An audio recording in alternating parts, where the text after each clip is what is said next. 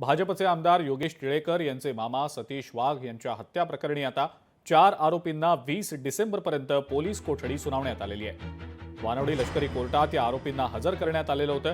या 4ही आरोपींना आता 20 डिसेंबरपर्यंत पोलीस कोठडी सुनावण्यात आलेली आहे।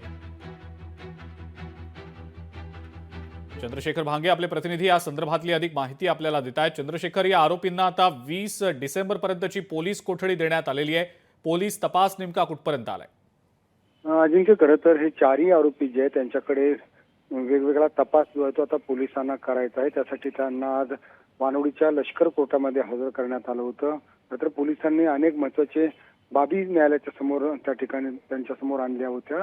अक्षय जावळकर या सगळ्या कटाचा मुख्य सूत्रधार आहे आणि अक्षय यांनीच सुपारी देऊन 5 लाख रुपयाची भाजपचे जे आमदार आहेत योगेश टिळेकर यांच्या मामाची हत्या केल्याचा सगळा दावा जो आहे तो पोलिसांनी आज न्यायालयाच्या समोर केलेला आहे। त्यासाठी त्यांनी 15 दिवसाची पोलीस कोठडी मागितली होती, परंतु न्यायालयाने 8 दिवसाची पोलीस कोठडी दिलेली आहे। खरं तर वेगवेगळ्या पद्धतीनं त्या ठिकाणी त्यांच्यावरती 72 वार करण्यात आले होते।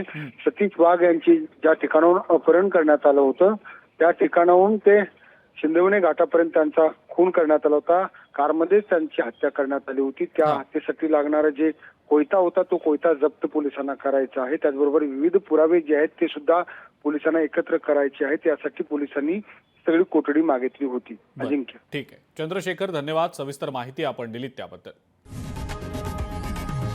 लोकशाही मराठी ऐका, पहा, जागरूक रहा।